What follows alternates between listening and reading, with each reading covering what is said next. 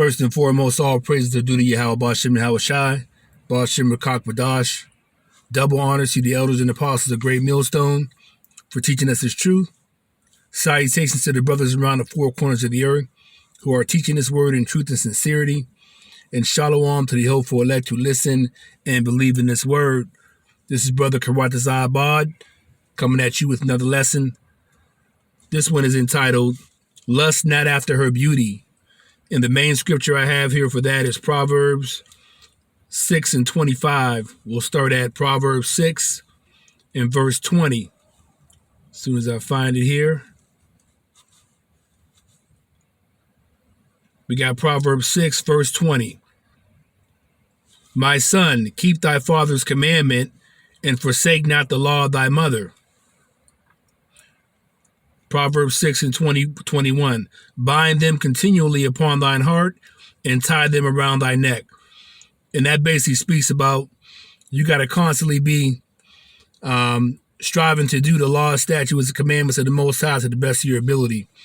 Particularly the first 10 commandments that you have. Those are the main ones, keeping the Sabbath, thou shalt not commit adultery, fornication, not worshiping false idols, not lying, not stealing. Those first 10 commandments are very, very important. Loving your neighbor as thyself. But the main one here I want to cover is not committing adultery or fornication, not to lust after her beauty. Lusting after a woman's beauty can get you in a bunch of things, a bunch of, calamities. For one thing, if you mess with another Jake's woman, many times, that Jake, many people have gotten killed, and back in the day, during the time of Moses, that was, punishment. The punishment was death. Now, of course, in today's time, in Esau's time, you can't really just kill anybody, for messing with your wife, but it does happen. Now, in Texas, there was a law for many years where if somebody slept with your wife, you could kill them. I don't know if that law is still in the books or not, but the main point here is don't be lusting after a woman's beauty. That's gotten many Jakes in trouble. It's not worth it, Before we all came into this truth, I'm sure that we sinned, with a woman, that we didn't know. Maybe we didn't know she had a man, but many of us did it knowing that she did have a man, and she flashed a smile at you, did certain things, said certain things to you to draw you in, but you were sinning out of ignorance. You sort of knew in your spirit that was wrong, but before you became a Hebrew Israelite, you didn't really know the ramifications of that. You didn't have the fear of the Lord. Now that you have the fear of the Lord, it's even more pertinent to not do that because now you know better. And if you know better, then the responsibility is even going to be more for you not to do that, to not partake in that sin. You have no excuses, no cloak for your sin now because now that if I commit adultery, I could be killed. And it could be by any number of things. You could be walking down the street and a car hits the curb and hits you. You could die in your sleep, and that's part of having the fear of the Lord. If you fear the Lord, that's a big thing, in this ministry of ours. You have to fear the Lord. It says the fear of the Lord is the beginning of knowledge in Proverbs. I think that's Proverbs 1 and 7. So that's the beginning of knowledge, fearing the Lord.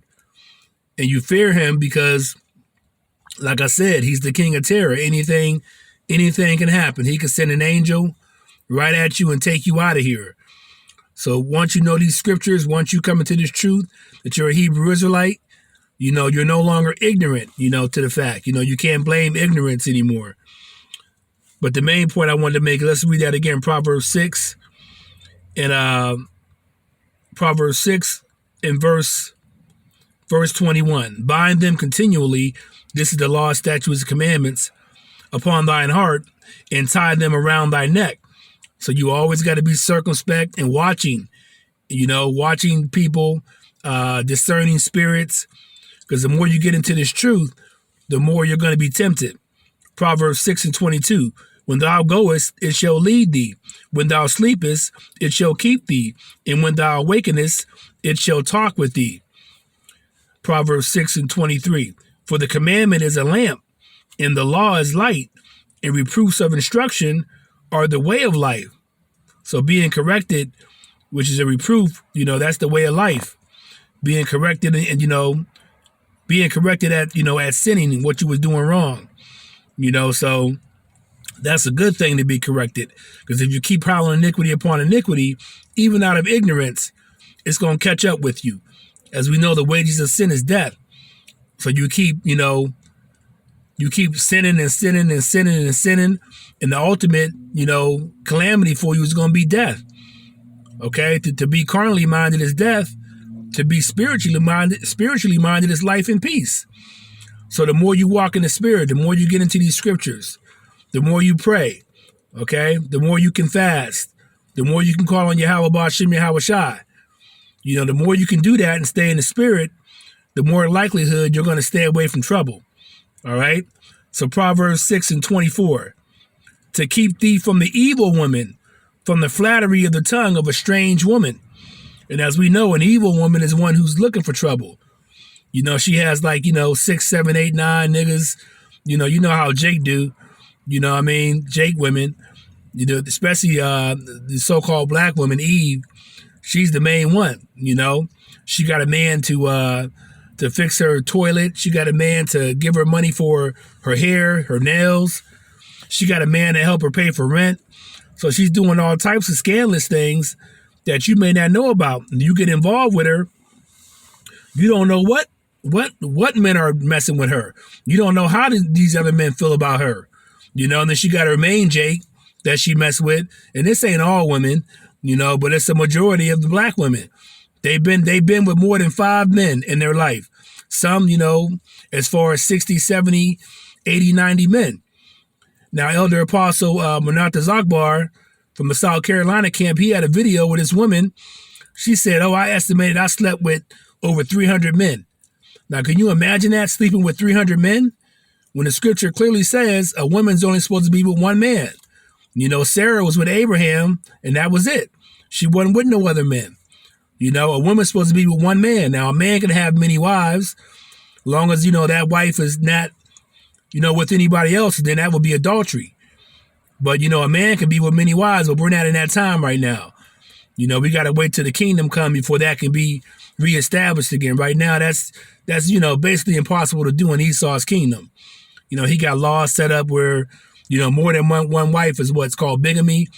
It's against the law, against his law. So that's not set up for us to do that right now. And I would just advise you, once you get into this truth as a man of the Lord, to just not even mess with no woman unless you had a woman with you, that was down with you from the beginning. But other than that, I wouldn't go out here looking for no women. This truth, let this truth be your woman, so to speak, okay? Let's read that again. Proverbs 6. Let's go Proverbs 6:23. For the commandment is a lamp, and the law is light, and reproofs of instruction are the way of life. Proverbs 6:24. To keep thee from the evil woman, from the flattery of the tongue of a strange woman. All right? And a woman is strange. If if she got another man, that's a strange woman. You ain't supposed to be messing with her. That's off limits. Once you get in this truth, don't even have a conversation with her. Don't even be around her. You ain't supposed to touch her. You ain't supposed to hug her. None of that. Proverbs 6:25. Lust not after her beauty in thine heart, neither let her take thee with her eyelids. All right. As these women, they can flash, give you a look. And that look that she can give you. That look of, hey, come on in. I like you.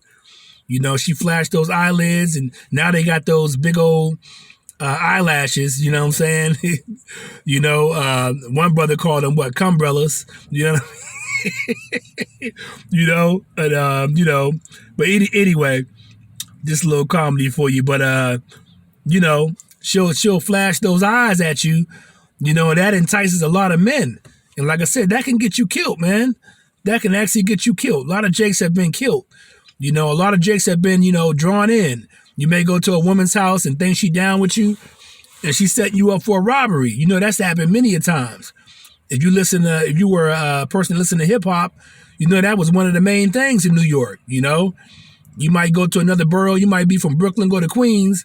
And that lady setting you up. She got robbers outside ready for you. They done robbed you all your jewelry, might even kill you, beat you the hell down. So it ain't worth it. So, when you do the commandments and you don't, you're not striving to sin, it keeps you out of a lot of shit, man. It really does. It protects you. It's a light, like the scripture says here. All right. And you got to make it a way of life. It says here, reproofs of instruction are the way of life. So it's good. It's wisdom. So let's continue on. Proverbs 6. Let's read this again. Proverbs 6 and 24. To keep thee from the evil woman, from the flattery of the tongue of a strange woman. All right. Proverbs 6 and 25. Lust not after the beauty in thine heart, neither let her take thee with her eyelids. Okay. Proverbs 6 and 26. For by means of a whorish woman, a man is brought to a piece of bread, and the adulteress will hunt for the precious life. You see there? So your life could be hunted. Your life could be over. You could get a disease because she's been with other men. That's why a woman's not supposed to be with other men. Because once that man enters his sperm into that woman, if she's been with like 10 men, that DNA and that sperm is in all that's in her vagina. It stays in there for life. You mess around, have a baby with her. So now you got other men's DNA intermingled with yours, with your child. So the Most High made these laws, statutes, and commandments for a reason. See, a man drops a seed, a woman got internal things going on. All right. So we have to just wait till the kingdom, because it ain't worth it, man. Most of these women, like I said, not just, so-called black women, Latinos, your Asian women, etc. Most of these women done been with more than one man. If you do find a virgin, good luck with that. But we in the time now where you got to be circumspect, you got to watch, and time is short. Let's get a precept. Let's go to 1 Corinthians, New Testament here. We're going to go to 1 Corinthians, the 7th chapter, the 27th verse. All right. Let's see here. 1 Corinthians 7 and 27. And this is Paul speaking about obtaining a wife. Okay. Okay. It says here this is Paul speaking. Art thou bound unto a wife? Seek not to be loosed. Art thou loose from a wife? Seek not a wife. So we're in that time now where the time is short. All right. It's a very, very short time, before, things start ratcheting up. You're going to have the Jacob's trouble come, where Esau's going to be coming after the Hebrew Israelites. All right. And just Jake in general. Okay. And Jacob's trouble is Yahweh using Esau as the sword to come after the 2/3. And then, some of us that are men of the Lord may get entangled in that, but at the same time, Yahweh got your back, because you've been in this truth. You've been praying. You've been building up your spirituality, building up your physical, your mental. You've been building everything up. All right. You've been, striving to rehearse the righteous acts. You've been walking in the spirit. Okay. So he's going to keep a lot of us out of that trouble to come. But we know it's coming. It'll be martial law. The money system's going to break down. They're going to introduce that MOTB and try to see if they can force you to take that chip. They got concentration camps. So all these things are coming up. So time is short. And then you'll have World War III, and then the eventual coming of Yahushua to get his elect and destroy Babylon. All praises due to Yahweh Bashem, Yahushua for that. All right. Let's read that again. Art thou bound unto a wife? Seek not to be loosed. So if you got a wife, stick with her, okay? He ain't saying leave your wife, stick with her, all right? But she can't be messing with no other men. Otherwise, she's done, because that's adultery. She's committing adultery against you. But if you got a wife and she's with you in this truth and everything's fine, and stick with her. Art thou loose from a wife? Seek not a wife. So if you ain't got a wife, don't even worry about it right now. Just leave it alone, man. It ain't going to do you no good, man. She done messed with a whole bunch of other men, particularly, like I said, so-called black woman Eve. She done messed with a whole lot of men. You might find one that's down with this truth, but even those that have the head wraps and claim I'm Hebrew Israelite, a lot of them is, on some bullshit too. It just ain't worth it, man. Just, time is short. You'll get all that in the kingdom. You'll get as many women as you want from other nations as well, because we're going to be over all the nations, in the kingdom. It says here, 1 Corinthians 7:28. And if thou marry, thou hast not sinned. Okay. And if a virgin marry, she hath not sinned. Nevertheless, such shall have trouble in the flesh, but I spare you. So marriage means intercourse between a man and a woman. Once you have intercourse with a woman, then you're married to her. You know what I mean? So it ain't going down to the courthouse and getting a piece of paper. Marriage is intercourse, sexual intercourse. Okay. But like I said, nevertheless, such shall have trouble in the flesh, because, dealing with a woman, you're going to deal with a whole bunch of emotional shit. You're going to deal with her trying to buy her all types of shit. You're going to deal with her trying to be in the world. So you got to control her. You got to have things set up to keep her under control. And that's kind of hard with feminism, and you know what I mean? And women think they can just do whatever they want. So that's going to be a very, very hard thing to do. But if you can find one and if you can work it, then do what you got to do, man. Like he said, but I spare you. Okay. 1 Corinthians 7:29. But this I say, brethren, the time is short. It remaineth that both they that have wives be as though they had none. All right. So this is talking about even if you have a wife. Okay. The time is short, to where it's almost like, if you're a man of the Lord, you're in these scriptures, and you're ministering, you're an elder, you're an apostle, you're a prophet, you're a teacher. Your main focus is supposed to be on this ministry. So it's almost like you ain't got no wife, because you're trying to do diligence, like it says in 1 Peter, the 2nd chapter, the 10th verse.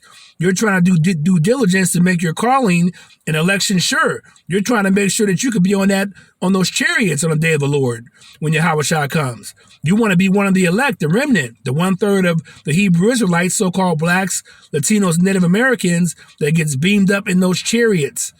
Otherwise you're going to be destroyed here with the 2/3 on the day of the Lord. Now, if you're part of the 2/3, of course, you'll be born back in the loins of the 1/3 in the kingdom as a baby. So he redeemed all of us, Yahushua, but, I want to make it on this side, So I just wanted to give you that short little lesson there. If you by yourself, you're in this ministry, you're in this truth, just remain alone, bruh. It ain't gonna do no good. You're gonna get yourself in a bunch of trouble. That lust is deadly, okay? Lust is deadly. So like I said, lust not after her beauty. So on that note, I hope this lesson was edifying, and I want to give all praises to Yahweh Ba'Shem, Yahweh Shai, Ba'Shem, Bukak Wadash. Shalom.